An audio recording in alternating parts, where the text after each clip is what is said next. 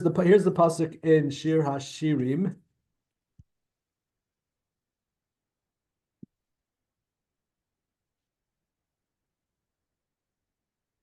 We're going to go back a little bit because there's a few different psukim here that it talks about. So we know Shir Hashirim is a love song between God and the Jewish people. So we're going to go back to the end of pasuk Ches, which says let's change the translation here. I don't like this one. Maybe we can find a different one. Translations. Oh, here's a few others.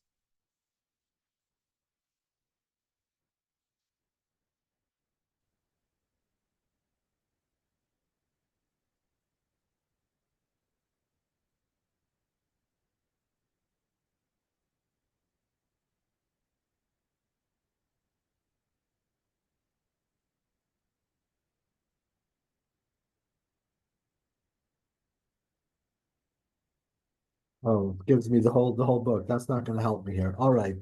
So Rishafeha Rishve Eish Shalheves Yah.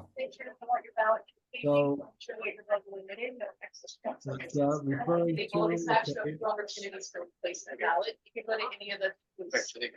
No, I think they're still over there. Yeah, thank you. I think there we go. And we're back to quiet. Look at that. Amazing. I'm not sure why that didn't. Okay. Only unmute if you're in a quiet place, please. Thank you. So it's darts are darts of fire. That's an interesting translation of that. Let's see what the commentaries say. Rashi.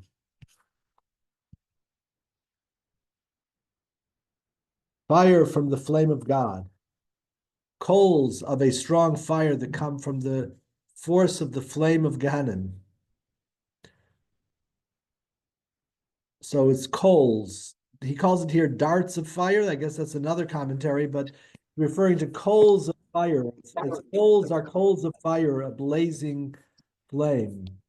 Or the Sepharno will give us another translation.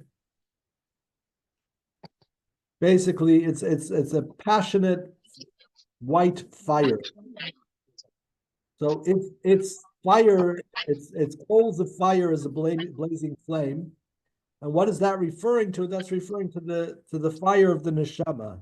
And because of that great fire of the neshama, the verse continues that vast floods cannot quench love. What? Who chased away? Oh yeah. Okay.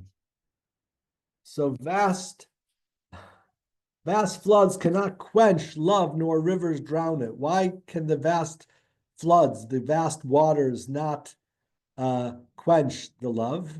Well, because we said above, because there's such a powerful fire and coal inside of the heart and in the depth of the neshama, a love for God that the Jew has for God, that the mayim rabim, the great waters, cannot quench this love, nor rivers drown it. If a man offers all of his wealth for love, he would be laughed to scorn. Okay. That's a little bit about the verse, which that's not going to be so much what we're getting into over here. We're going to be, well, we are, but we're going to be looking at the Chassidic approach to this verse. As we'll soon see, it's based on a discourse and an idea from the Alter Rebbe, from the founder of Chabad. And I'm going to give you the short version of it, is that these great waters are really referring to all of our tribulations that we have and all of the thoughts and like the torrent of thoughts going on in our mind about how to earn a living and how we're going to be able to get our parnasa. But really adjacent to this are all of the thoughts that are running around in our mind that seem to distract us from our service of Hashem. And they abound, right? All of these thoughts are bountiful. There are so many of them that are trying to get us away. And so what the pasuk in Shir Hashirim is saying is that these great waters can't extinguish the deep love for God that the neshama has. Let's see it in the words of the Rebbe. So Chassidus explains that on a spiritual level, the many waters refer to a Jew's concerns about livelihood and thoughts about other material matters.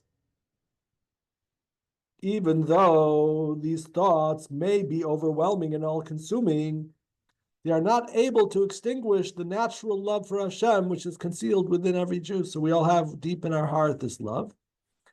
And even though the mind is going and thinking all of these other thoughts, nevertheless, they can't put out that love. Furthermore, even the worries, if the worries become so overwhelming that they are constantly running through a person's mind and tossing him about like a constantly flowing and raging river, they are still not able to wash away or extinguish this love. Okay. So that's the idea. But now we're going to go down to the continuation of the explanation of the Rebbe here. The Mimer now explains the correct way to approach these challenges based on a pasuk from Tehillim. So it says in Tehillim that you earn what you eat from the toil of your hands. You are praiseworthy and it's good for you. So that's Yigia Kapecha, right? The efforts, the toil from your hands, but not the toil from your, as we're about to see. The pasuk specifically refers to the toil of your hands to teach us the correct way to be involved in earning a parnasa. Has to be external. We involve ourselves externally in earning a livelihood. The worries of parnasa are problematic, because they involve one's mind and heart in earning a living, when parnasa should only involve the toil of one's hands. Now, the Rebbe is going to include more things. We don't mean that you have to be a laborer or something. What we'll see soon, the Rebbe is going to explain it. The Mimer clarifies that a Jew should not involve his mind and heart, even though earning a parnasa may not be easy. So the Rebbe is going to explain that here.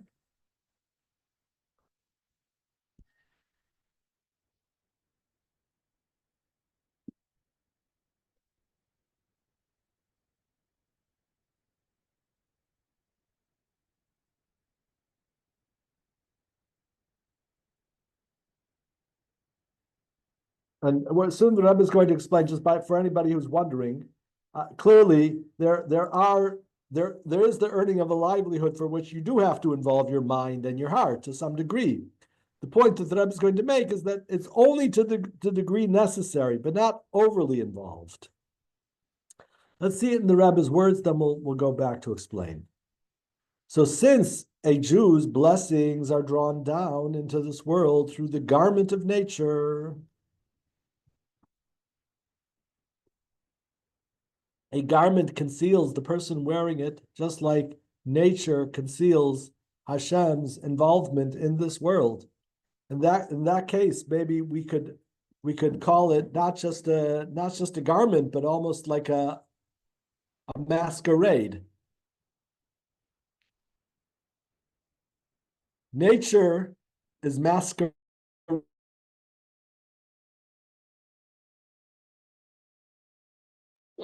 You're breaking up, Rabbi. Covered, the face of Hashem and the whole presence of Hashem is covered as one looks at it without, greater insight and thought and transforming it, right? Now, in other words, the default for a human being is that you look at, you say, wow, what a beautiful mountain. Wow, that's great. We once, in my school, we brought a very famous naturalist. Her name was Mrs. Terwilliger. And you need something? If you need something, you can get it. She was famous in the whole state, but more so in the in our area, very famous person, and she had a very interesting way about her. She was a woman then in her 80s. She brought the kids to a salt marsh, and she would say,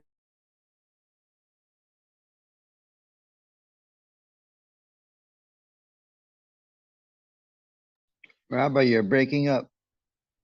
"Can thrive in this salty water." And she said, "Thank you, Mother Nature." And all of the kids responded, "Thank you." And they were like, "Mother Nature?" They didn't know what to do with that. They would never thank Mother Nature for anything. But by the third or fourth verse, all of the kids were saying, "Thank you, Hashem." She said, "Thank you, Mother Nature." All the kids said, "Thank you, Hashem." Right? But it was very beautiful. That took no prompting from a teacher or anything. The kids knew themselves. We don't thank Mother Nature. But to the untrained eye, it looks like Mother Nature. It looks like everything is happening on its own. And this is what we mean that the world comes to us through this garment. And we have to contend with the garment, right? We can't ignore the garment of nature. As a Jew, we also, and as a human being, we don't give the credit to the garment. We give the credit to the wearer of the garment, which is ultimately, of course, which is Hashem. So back to the mimer. Since the Jew's blessing are drawn down into the world through the garment of nature, the garment conceals the person wearing it, just like nature conceals Hashem's involvement in the world. He therefore needs to put enough effort to earn his parnasa in a natural way.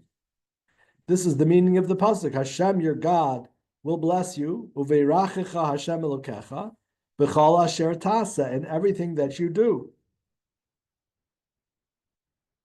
Meaning, of course, that you have to do something. Effort is required on the part of the Jew to create a container to receive Hashem's blessings. Furthermore, due to the extreme concealment of Gullus, a tremendous amount of effort may sometimes be necessary to earn parnasa. Something's wrong with my computer. It keeps scrolling down and scrolling up. Hopefully,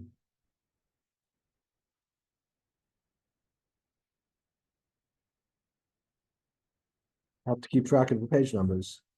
So sometimes a tremendous amount of effort may be necessary to earn a parnasa. Nevertheless, this effort needs to only involve a person's hands, meaning the external aspects, and not his mind and heart. A Jew should dedicate his higher faculties to his true purpose in the world, which is the service of Hashem. The Rebbe is going to explain in the next paragraph. Because Hashem's bracha for a Jew's parnasa is concealed within the garment, it's necessary for a Jew to use his mind to figure out how to earn his parnasa. However, this type of mental involvement must be limited to the practical planning and analysis, which is required to execute the appropriate actions, and is still called with the work of the hands, meaning that it's the external aspect of the person. Therefore, a Jew can even perform jobs which demand mental effort and not just manual labor, as long as the mental effort is focused on the action. The point that the Rebbe is making over here is that the Jew's mental and emotional energy becomes, if it becomes incorrectly invested in his parnasa, is when he becomes overly involved with it. That becomes the source of his enjoyment and main pursuit in his life.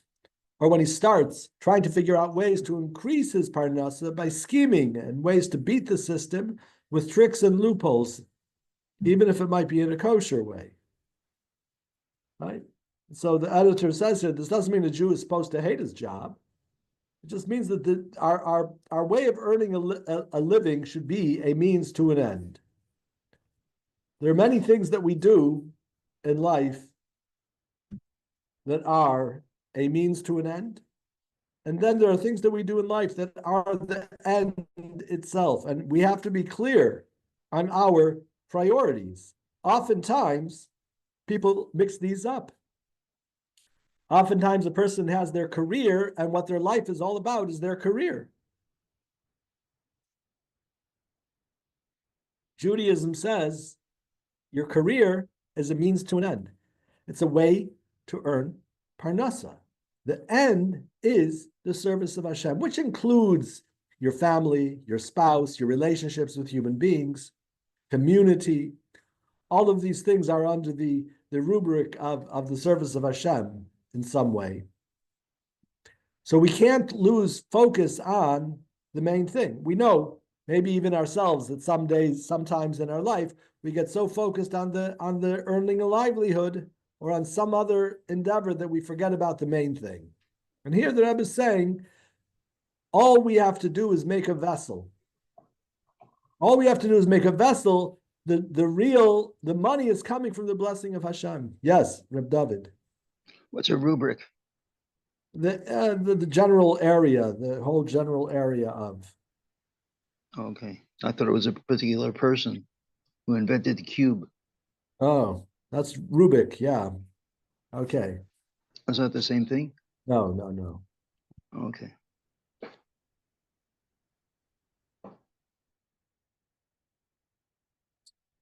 So the Rebbe says, when a Jew realizes that the bracha of Hashem, it's the blessing of Hashem which makes one rich, and the work itself is not the source of the parnasa, God forbid. This makes it easier for him to determine the appropriate level of involvement that he needs to have in earning his parnasa. As explained above, a Jew's involvement in business only needs to be enough to justify his parnasa according to the garment of nature. So it all goes back to realizing that there's this garment of nature, this overlay over the reality with a capital R. Reality with a capital R is Hashem, it's all God. But Hashem has put us into this, with this overlay of nature. So we need to contend with nature. And Chassidus carries the analogy of a garment even further. Just like someone who wears too many garments or garments that are too large, it'll do more harm than good, like tripping or overheating. The same as the Jew has too many garments for his parnasa, they do more harm than good. You need the right vessel, you need the right garment to get the job done. But again, the main idea here is that the job, the occupation, is a means to an end. There's a very interesting story told by the Baal Shem Tov, or a story of the Baal Shem Tov. He had to collect money for some cause or another, and he went and he knocked on a door. Then he walked away. The householder opened the door and saw a rabbi and went running after him. And the Baal Shem Tov says, I'm collecting money for such, and says, oh, I'm happy to help. He goes and gives him the sum that he needed, the sum that he requested, and a little bit more on top of it. But he said, but excuse me, Rebbe, please tell me, why did you knock on my door and then walk away? That's an odd way to it's an odd way to raise money, right?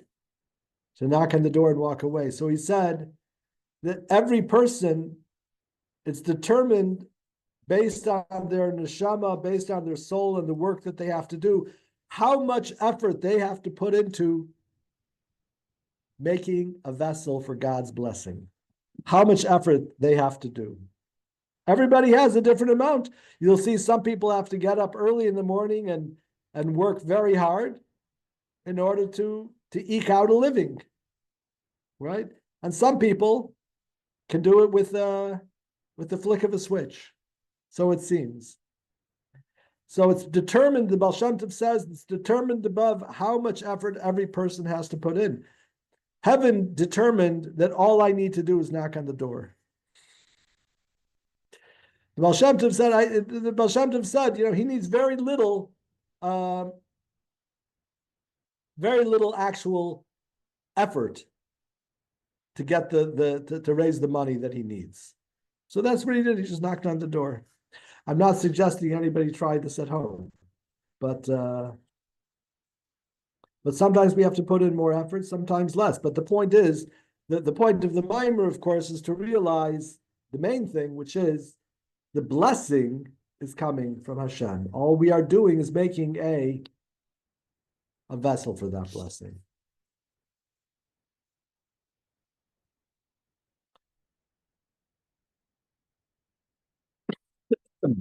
So this explains why Chassidus uses the expression of worries about Parnasa. Thinking about Parnasa is a necessary part of life. However, if someone worries about Parnasa, this shows that they haven't spent enough time and effort absorbing the fact that the bracha of Hashem is what makes a person rich. Nevertheless, even worries about Parnasa or other material concerns cannot extinguish those. So now getting back to the mind. So all of this, in a sense, the Rebbe is saying that really we shouldn't have these worries of Parnasa.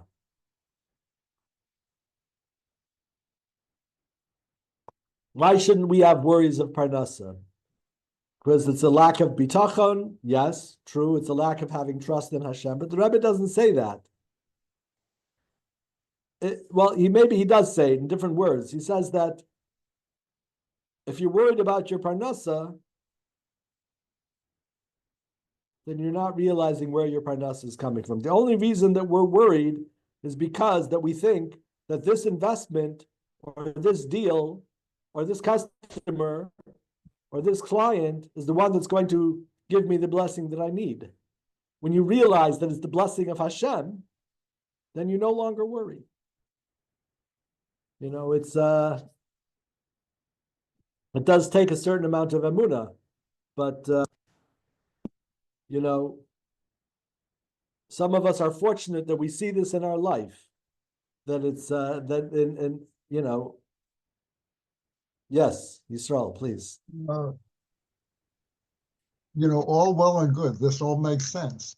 However, what passes my mind is what about people who had to survive the Great Depression, the Yidden that had to survive the Great Depression that took years and years to resolve? I mean, that would be a very difficult challenge for them to say, well, I have to open the receptacles so I can receive Hashem's blessing. How are you supposed to deal with a situation like that at the humane level?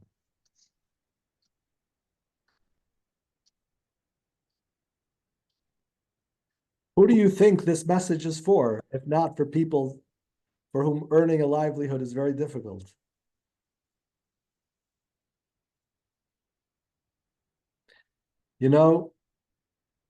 I've never once had to say to a millionaire, trust in Hashem. He will provide, and you'll be able to pay your bills and feed your family. I've never had to say those words of encouragement to a millionaire. Although now a millionaire could also be a poor guy, but that's another story. But this message is exactly to people who are trying to eke out a living, and it's very difficult and it's very challenging, and to realize that even during times of difficulty, this doesn't mean, by the way, that it's going to be easy. This gets back to discussions we've had in the past.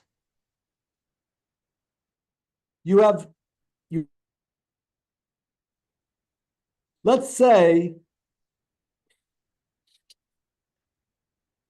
let's say you're going to be making you're going to be getting $5,000 this month. Either that's going to cover your bills or it won't cover your bills. But let's just say that you're going to be getting $5,000 this month. This is the God's blessing for this month. That's what's going to be coming through. Period. Okay. Now you have two choices in front of you. Either you can be worried about it and thinking, oh my gosh, how am I going to get that money? How much am I going to get? Am I going to be able to pay my bills? Life is just getting worse and worse. Or you could say, Hashem it's all coming from the blessing of Hashem, and Hashem is the one providing. It's not going to change the fact of the matter.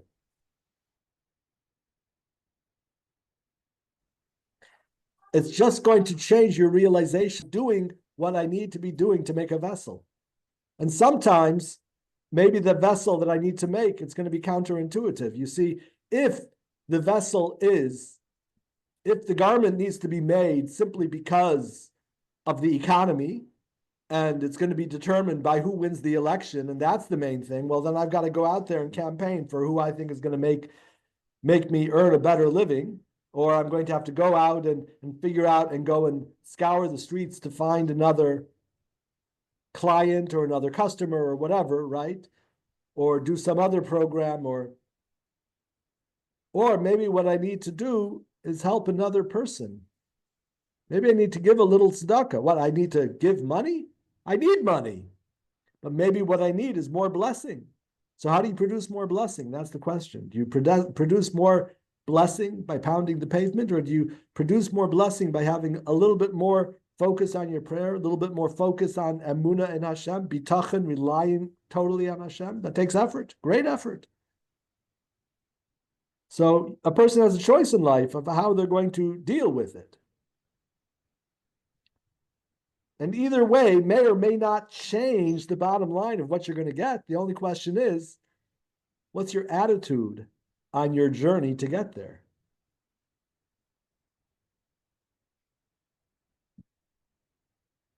And certainly, people have ups and downs, and there are,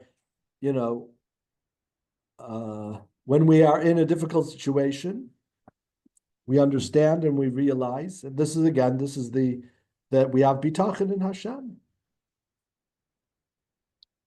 That this is what happened. And if a person is in the depression and it's a difficult time, all right. It is a difficult time, and with Hashem's blessing, we'll get through it. So it's a mindset and an attitude of realizing and being aware of God's blessings. And it's not always what we want, and in our mind, it might not be what we need. But when we realize that it is Hashem's blessing, then those above ideas of what we want and what we need they evaporate to some degree, because we realize this is Hashem's blessing. And it really applies to all areas of life. We all have had probably multiple things happen in our life that were life-changing and not in a good way. Whether it be children, marriage, parnasa, health, all different kinds of things. But when a person has the perspective of bitachon, they're realizing that this is all coming from Hashem. It's not being generated because of, how much pavement I pound. Have I answered your question to some degree? Yes, I think you also, in your more recent remark here, that there's a whole spectrum of issues and experience in life's experience to distract us from understanding that service of Hashem and and his goodness and mercy are above all, and things that we, in general, I'm trying to say is that we have many distractions, not just Parnassa, so there's a broader application of the idea. Yeah, absolutely. It expands to everything, all distractions that we have. And today we are more distracted than ever before. We have all of the devices and all of the information coming at us and all of the messaging and all of the, yeah. And that's, thank God for Shabbos, right? Absolutely. Then we just have our own mind to contend with, and the mind of our loved ones. But that's a little easier. All right, let's go back. Let's jump back into the mimer.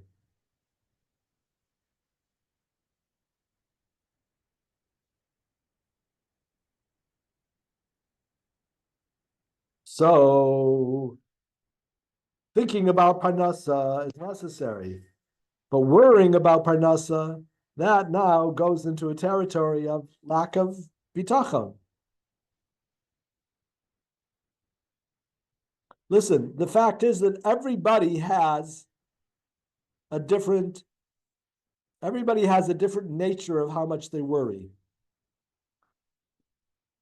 I don't know if you guys, oh yeah, you guys for sure must be the age to remember Alfred E. Newman.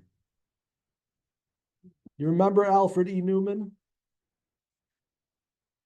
What me worry? That's my, so I come from the Alfred E. Newman school of worry personally. And it doesn't, I don't know that it has much to do with any decision that I made. I'm just by nature not a worrying kind of a person. Which has its drawbacks. There's certain things that maybe I should worry about, right?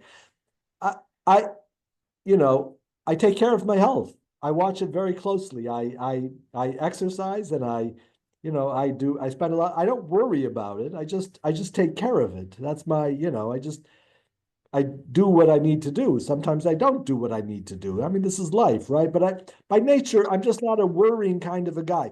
Some people are just, they are extremely worrisome. Hey, Rabbi, Yes. I hate to say it, but you and I are showing our age. Yeah. Well, I'm at the end of Mad Magazine. But I figured you guys are a little older than me. I think I'm one of the younger ones on the group. I'm only 60 years old. I'm 72. So, but that's fine. But I know that I realize how long it's been around that you guys would know Alfred E. Newman, right? But some people worry more, and it's not a contest, you see. I mean, I can tell people, well, I don't worry much. Well, that's my nature. I don't worry much, right? Some people worry more. That's their nature. So obviously, Hashem gave them a greater challenge in taking a breath and having greater bitachon.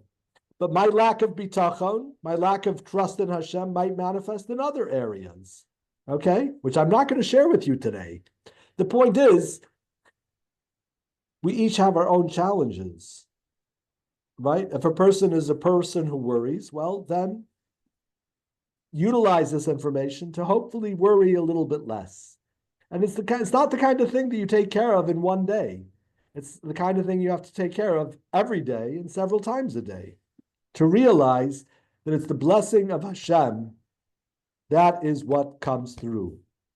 That is the truth of the matter. It's the blessing of Hashem. And what can I do to make a container for that blessing of Hashem? And it's not so pro quo, like doing something so that Hashem will reward me. But it's more realizing if this is a blessing from Hashem, what can I do to be a vessel for that blessing? It says there's a very interesting story in the Torah coming up in next week's Torah portion. that Avraham prayed for Avimelech and his household. They had a disease, and Avraham prayed for their household. And what happened? And now they were able to give birth to have children. The next story in the Torah says that Sarah now conceives. At 89 years old, she now conceives to have a child. So Rashi comments, from here our rabbis derive that anybody who has a need and they pray for somebody else who has that need, they pray for somebody else first. So they are answered first, right? When you pray for somebody else for that need, you're answered first. So here's the question, here's the dilemma. Does that mean that, I need that my children should have parnas, but should have a shidduch? I'm going to pray for that guy to have a shidduch so that I'll be answered first. Well, then it doesn't work because now you're actually praying for yourself. You're just using that guy as a proxy. You have to genuinely care for another person over yourself with self-sacrifice. Then, and not to think of it as I'm going to do this, then I'm going to get that, but it's more making ourselves into a container for that blessing. That's what Yiddishkeit is. That's what prayer, davening is for. That's what the mitzvah is for. That's what the study of Torah is for. It's all making ourselves into a container for that blessing. Now, we might have to do more than just knock on the door, right? We might have to actually go in and make a sales pitch and ask, and right, because we're not the Baal Shem Tov. But nevertheless, we realize that we're just making a vessel, a container for that blessing. Yisrael, you have your hand up.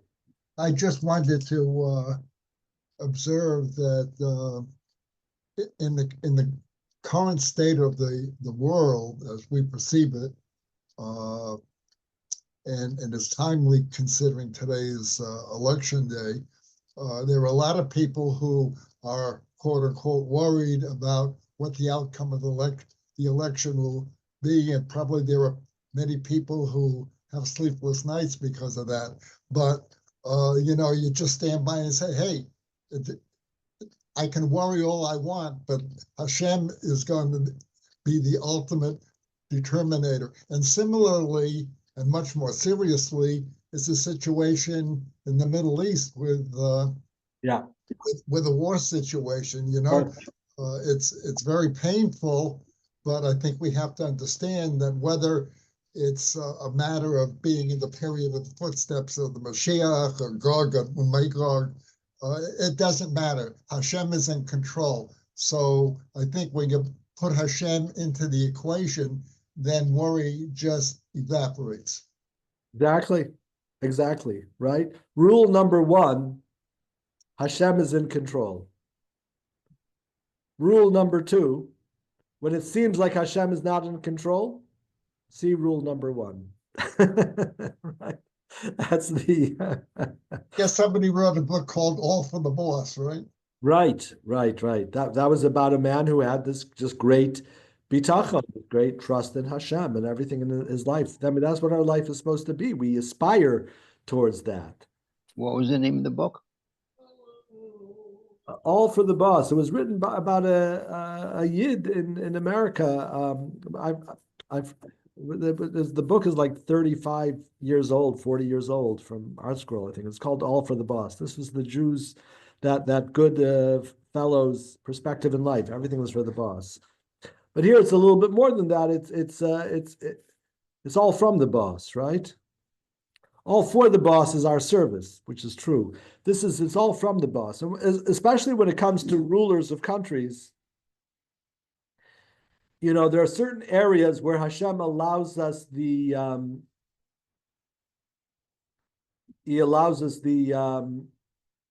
what do we call it? The false image. He allows us the perception that it's through my efforts that I make a living. I mean, and in fact, if I wouldn't go to work and do my job, I wouldn't make a living, right? I mean, this is, so it is put into our hands to some degree. As the verse says, Hashem will bless you in all that you do, but you got to do something. There's certain things that are really ultimately out of our hands.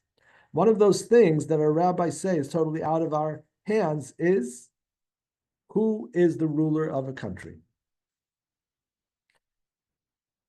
whether it be blank or blank. You can fill in the blanks. We've had some pretty there was once a ruler in a country who was actually Hitler.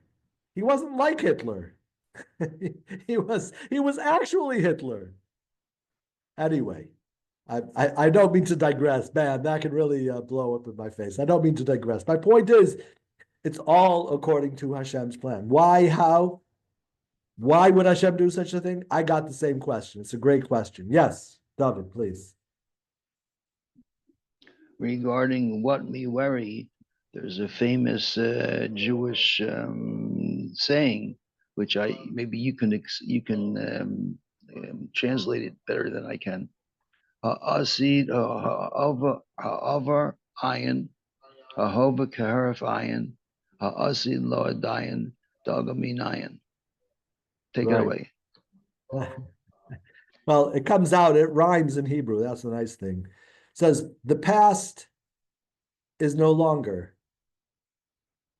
The future is yet to be, and the moment is a blink of an eye. So why worry? You're worrying about the past, it's no longer here. You're worrying about the future, it's not here yet. You're worrying about the present, it's just a blink of an eye. I think that saying is also very much about being present and mindful in where you are, which of course would mean that we have to really watch out for this worry, this worry. So the first part of the mimer is telling us that we, empowering us, giving us a perspective that allows us to transcend the worry.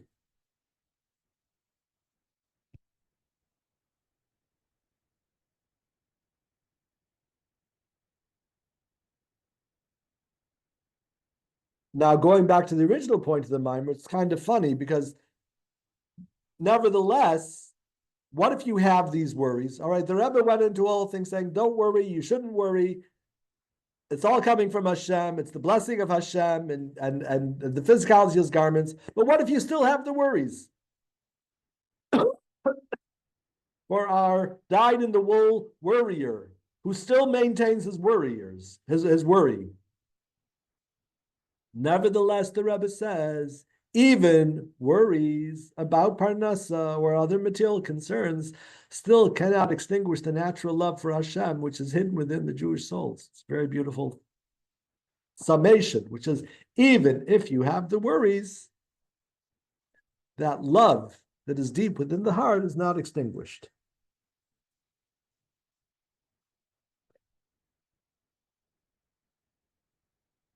So the Rebbe is now going to go on to explain. Well, let's go into the words of the Rebbe here.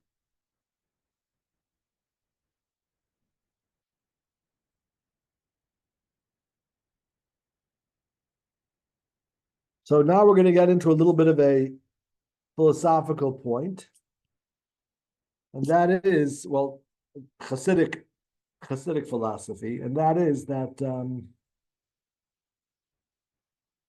Why would you think that the worries would extinguish our love of Hashem? I mean, on a practical level, we can understand, right? That when a person can have so many worries that it will extinguish a person's love of Hashem.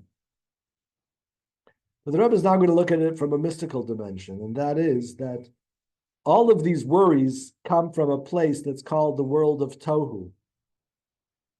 And if you guys recall the chart that I've shared with you many times, but the world of Tohu is the world of chaos and confusion, which of course a lot of times the many thoughts that come and plague our mind is what's basically plaguing our mind? Everything. You need to work on a particular idea, a particular thing. You're trying to do one particular thing. How many things could you be doing? You could be doing anything and everything, but that's chaos. That's the world of Tohu. I just wanted to be able to be doing one thing, this one thing, and that's the world of Tikkun, of correction. Which is the higher, more powerful world? The world of Tohu, the world of chaos, precedes the world of Tikkun, and it's from a much higher spiritual source. So the Rebbe goes on to explain the deeper spiritual reasons behind the concern that worries about Parnasa could possibly extinguish our love for Hashem. And so the Rebbe says, although the physical world is lower than the godly soul, the creation of the physical world involves a greater concealment of godliness, but the physical world has a higher spiritual source. While the godly soul comes from the world, the lower world of Tikkun, the physical world, the physicality, and particularly all of the distractions, they come from the world of Tohu.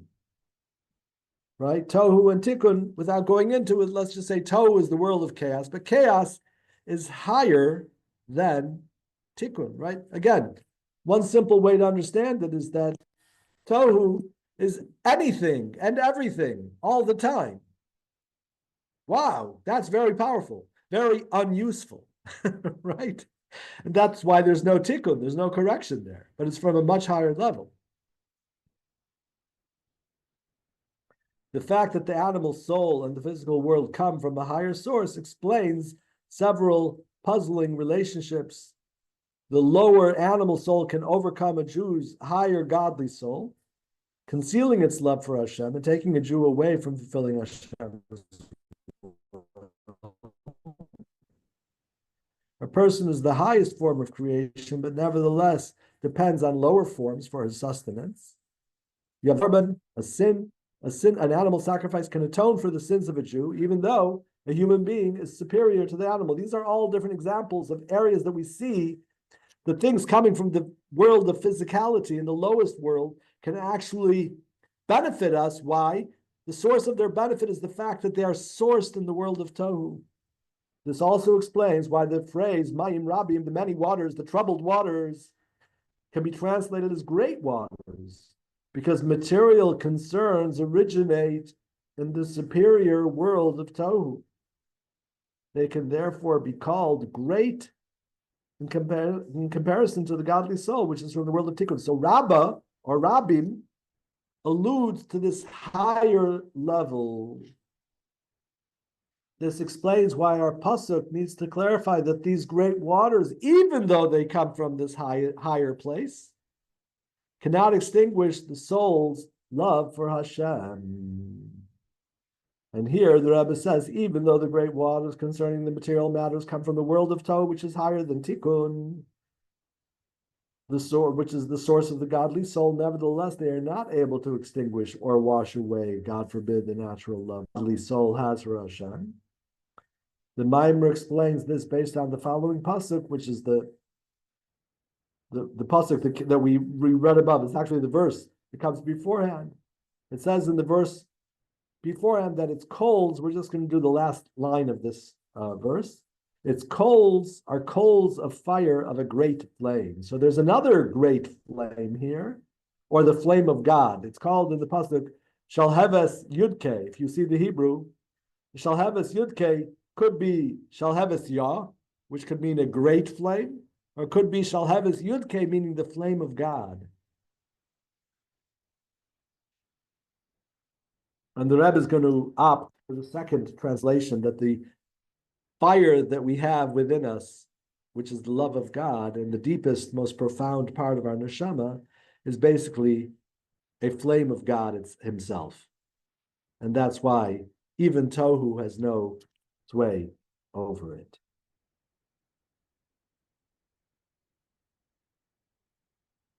Even though the immediate spiritual source of the godly soul is the world of Tikkun, the ultimate source of the soul. In other words, the soul, everything has got a source, but it's sourced higher and higher and higher. The ultimate source of the soul and its love for Hashem is the essence of Hashem, which is infinitely greater than the world of Tohu. I wonder how the Rebbe says that in the Hebrew.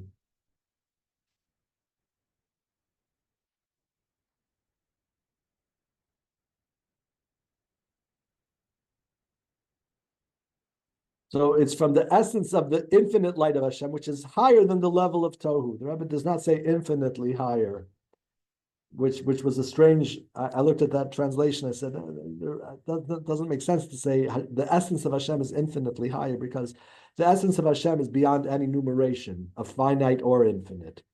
The Rebbe, in fact, doesn't say infinitely higher. It's higher.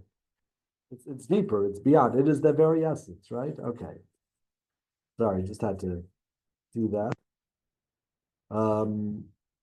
So we'll amend that. So the ultimate source of the soul is the essence of Hashem, which is higher than the world of Tohu, than the level of Tohu. The essence of Hashem is higher than everything.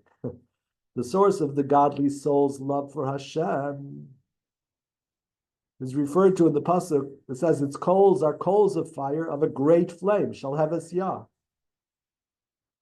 Now the word "a great flame" can be interpreted as a combination of two words. Shalheves Yudke, the flame of Yudke, the flame of God. It is the flame of Hashem Himself. Chassidus explains that there are two ways in which a potential flame can exist. It's a very interesting way that the love of Hashem can exist within our heart. You could have a flame within just in short, it's a flame within a coal or a flame within a flint stone. Which is more latent?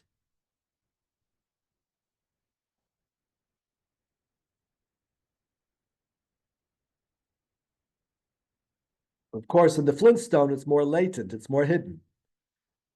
Why do I say there's a flame in the flintstone? Because you can strike it and bring out a spark. Now, scientifically, you might argue that's not the flintstone, whatever, but Chassidus explains that there's the flame in a coal and there's the flame in a flintstone. Now, the advantage of the flame in a coal is it's extant, it's there. You can, blow on it and get a flame. And in a flintstone, you can blow on it from today until tomorrow, and you're not going to see it. And it takes great effort to bring it out. On the other hand, you can pour cold water on a coal and extinguish the flame. But if you pour cold water on a flintstone, it will not affect the flame. The flame will always remain. So it's just a beautiful analogy. Let's go and see it inside here.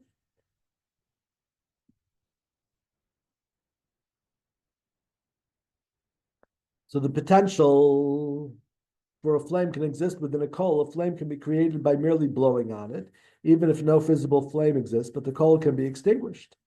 The potential flame can exist within a flintstone. It takes significant effort to reveal the flame. You have to strike it.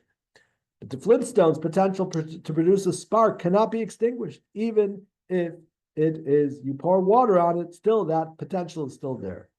So the source of the godly soul love for Hashem is in the coals of a fire, of the flame of Yudke within the coal. This means that the soul's love for Hashem, because it is included within his essence, it is within the coal. But in fact, the true source for the soul is even higher. The soul's love for Hashem, because it is united with his essence to such an extent that it can be compared to the flame within the potential flame of a flintstone. This represents how the soul is completely united with Hashem's essence and does not have any independent existence at all, which is higher than the name Hava. You know what? We're going to come back to all of this next time, because this is getting a little more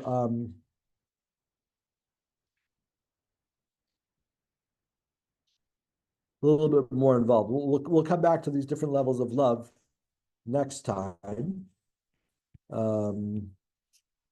When we will have an absolutely new president of the United States. How exciting is that?